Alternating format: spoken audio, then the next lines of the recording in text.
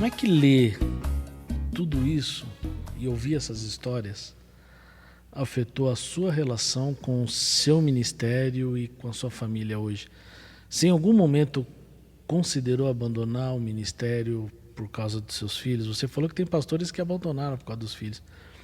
Você em algum momento considerou isso e qual é a lição mais importante que você aprendeu enquanto produzia esse livro? Então, o que motivou o livro eu falei, né? Foi a relação com meu filho, estava difícil na época, né? E eu pensei, não assim superficialmente, eu pensei seriamente em abandonar a igreja, o ministério pastoral. Não a igreja, é o ministério pastoral. Conversei com a minha esposa sobre isso. Eu estava disposto, se ele me falasse, pai, se você não for pastor, aí está tudo certo para mim, eu teria abandonado naquele dia. Até eu falei para minha esposa vindo para cá assim, será que se nós soubéssemos que iríamos passar por tudo isso, eu teria aceitado ser pastor? Eu tenho a impressão que na época eu não aceitaria. Só que eu entendo também assim que isso é fruto da nossa imaturidade. Porque eu não posso dizer que o fato desse pastor levou meu filho para fora da igreja. Ele também tomou as decisões dele. E todo pai e mãe erra e acerta. Eu acredito que apesar de tudo, meus filhos se sentem muito amados por mim, apoiados sempre. Então eu acredito que eu sou um bom pai, apesar de todos os meus tropeços. Então, também pensar que ele saiu só pelo fato de ser filho de pastor, é querer justificar de forma simplista. Tem mais coisa acontecendo ainda. O diabo é sujo, a ilusão do coração jovem que se ilude com coisa do mundo, tem tudo isso.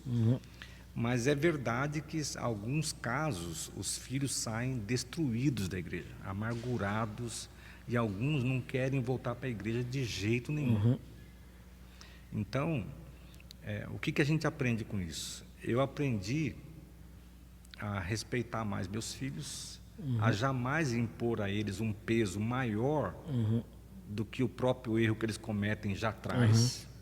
Não é justo que eles sofram um peso para me proteger. Então, quando acontecer isso de novo, eu vou assumir a bucha, como a gente diz, e não vou impor isso sobre meus filhos.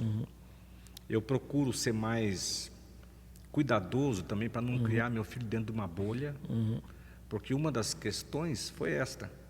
O meu filho foi criado dentro da igreja, era o primeiro que chegava, o último que saía, participava de tudo que acontecia, nunca conheceu nada.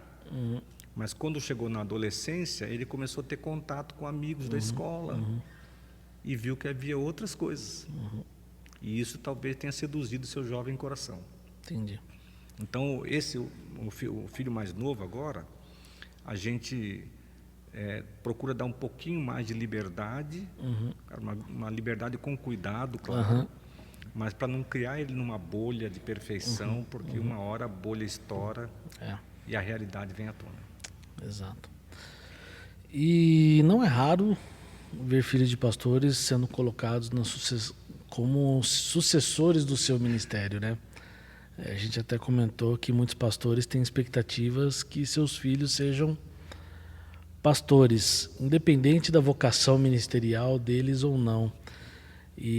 Mas às vezes até a própria igreja empurra isso para o filho do pastor como se ele fosse um mini pastor, né? Sim.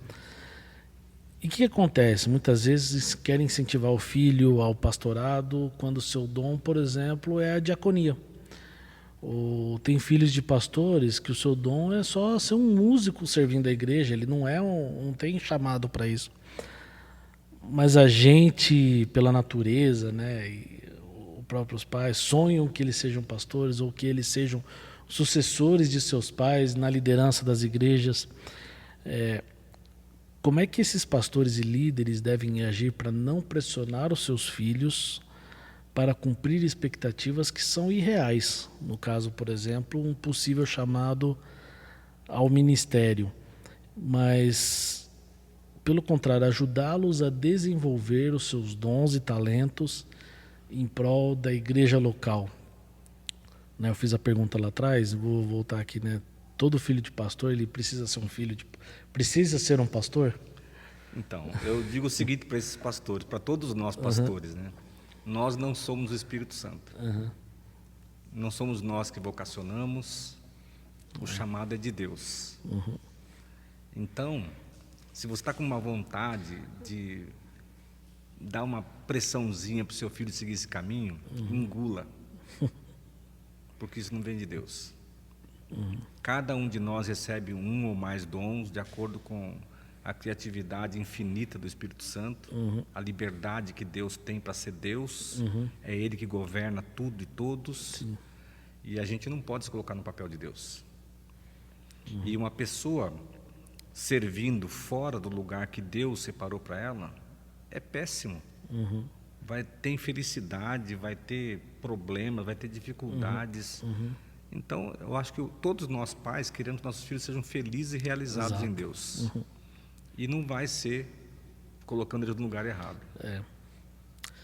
E eu digo mais, né? A gente muitas vezes acaba frustrando os nossos filhos com isso, né?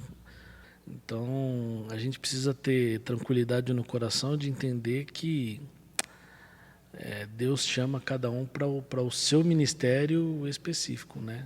E você foi chamado para cuidar das pessoas, para pregar o evangelho, para ser ministro da palavra, mas o seu filho pode ser chamado para abrir a porta da igreja, ser um que Deus quiser, diácono, né? a ser aquilo ser um que... diácono, ser um músico, um professor de escola dominical, o que Deus né? quiser. Então, E olha, hoje, por tudo que eu já passei, meus 2 filhos também estão indo pelo caminho do músico, né? O mais velho é baterista, toca violão, o mais novo aprendeu bateria também.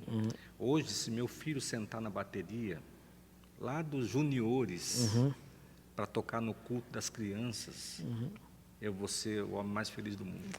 amém, amém. Eu creio nisso.